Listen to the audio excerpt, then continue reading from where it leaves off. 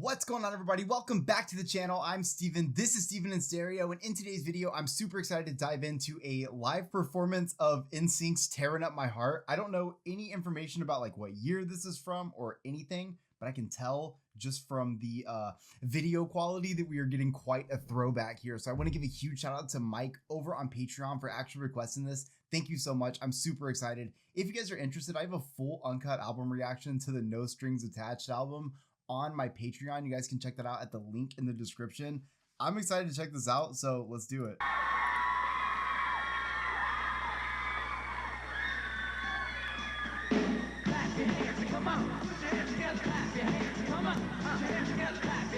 That audio quality.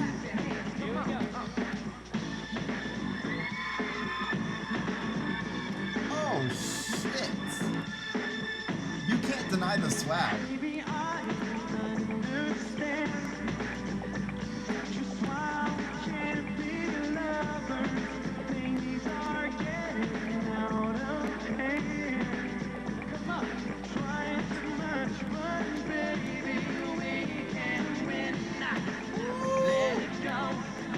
It's all that swag right there. It's a little hard to tell because of the video quality. Like the audio quality makes it a little hard to tell like exactly everything kind of going on in the performance. There's a lot kind of missed in the EQ there. So I can't quite tell, but the instrumental sounds really strange live. And I think it might just be the audio quality. There's something about that, like something sounds really weird right there. I love the swag so much. Can I just say that it's so cool when Nsync gets on stage and it's like, they just create this moment. Like they make it their own. I fucking love that. I also feel like I get so much of my fashion inspiration that I wear on a day-to-day basis now from the things that Nsync is wearing, even just right here, which is fucking sick.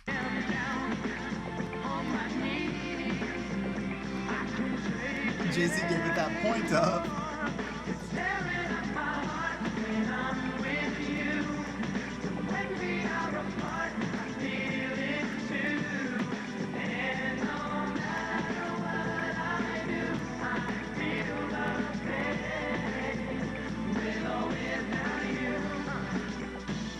Oh, come on. Let's fucking go. It's that whole thing in their choreography where they bring in a lot of that like breakdancing, like b-boy kind of style. I don't know a lot about dancing, so I'm not gonna like go onto a huge tangent about this because I'm just gonna be so wrong. But I like that they have that. Again, it kind of goes into what I've always talked about with Nsync, which is I love that their sort of like openness to other genres or just other kind of like vibes in their music. I feel like they really crossed over a lot of hip hop and like popular hip hop kind of sounds in their music. And I love that, you know, even going as far as doing the breakdancing and stuff, it's just so cool to see that implemented all the way through the music. Baby, don't understand what I'm trying to tell you in the corner of my mind.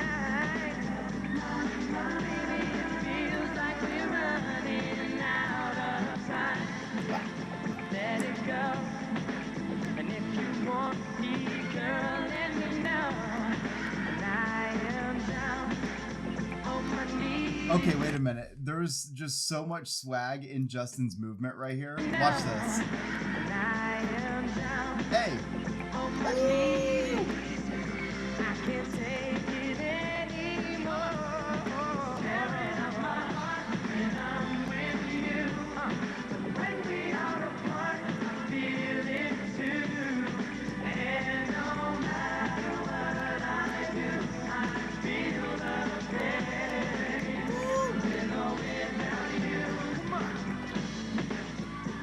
Dude, come on.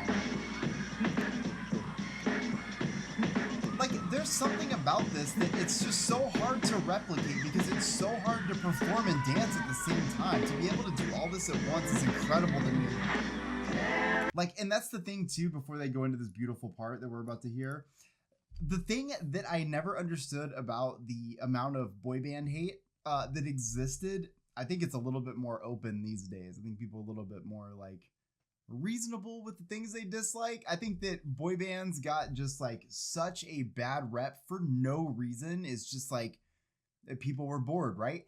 Because I feel like even if you don't like the music, I could understand you not liking more of like commercial mainstream pop music. That makes sense. It's made to be accessible, and for some people they might not like that.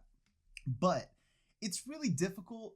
Like, I would have trouble sitting in a room and like watching a video of them with this kind of choreography and singing, and someone being like, oh, I can't stand this, they suck, blah blah blah. Like, I understand you not liking something, but man, to watch this kind of shit come to life is incredible to me, because I have such a deep appreciation for just the musicianship alone. So like, just that piece alone is so incredible to me that adding anything else, including a live element, including the choreography and stuff, is fucking amazing. I love checking out artists that just have so much in their live show.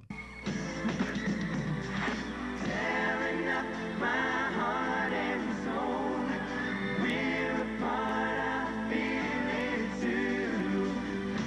And no matter what, oh my god, Lance looks like a little baby.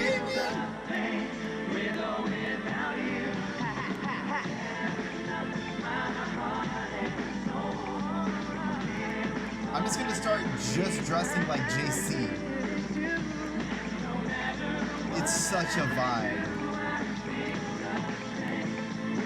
It's like if Ross from Friends had swag, you know? Like, just a little bit of swag. Like, bought his clothes maybe a little bit too big.